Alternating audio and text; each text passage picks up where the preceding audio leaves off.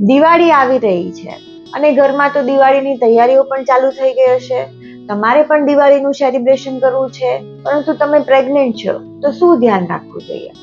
Studies એવું કહે છે કે જો પ્રેગ્નન્સી દરમિયાન લાંબા સમય સુધી વધારે પડતો ધુમાડો એટલે કે એર પોલ્યુશન અને વધારે પડતા લાઉડ નોઇઝના લીધે એની ઇફેક્ટ બાળકની હેલ્થ ઉપર પડી શકે છે. ઘણી વખત ઓક્સિડેટિવ સ્ટ્રેસના લીધે બાળકની હેલ્થ ઉપર અસર થઈ શકે છે, પ્રીટર્મ ડિલિવરી થઈ શકે છે અથવા તો બાળકના ગ્રોથ ઉપર પણ અસર થઈ શકે છે.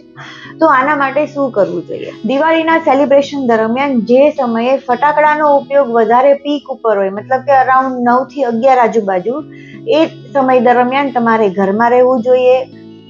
કાનમાં કોટન કે પછી ઇયર પ્લગ્સનો ઉપયોગ કરવો જોઈએ. તમારે જો બહાર નીકળવું હોય તો માસ્ક પહેરીને બહાર નીકળો.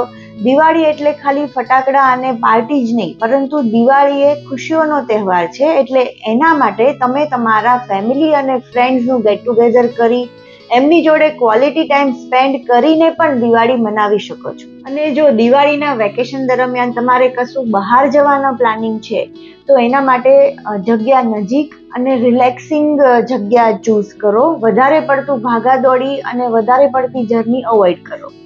આ ઉપરાંત જો તમે હાઈ રિસ્ક પ્રેગ્નન્સી છે, મતલબ કે જો તમને બીપીની તકલીફ છે અથવા તો અસ્થમાની તકલીફ છે, તો તમારા ડોક્ટરની સલાહ તમારે જરૂર લેવી જોઈએ. મારા અને મારી ધ ન્યૂ લાઈફ હોસ્પિટલની ફેમિલી તરફથી તમને બધાને હેપી ન્યૂ યર અને હેપી દિવાળી. હોપફુલી આ દિવાળી તમારા અને તમારા ફેમિલી માટે બહુ બધી ખુશીઓ લઈને આવે.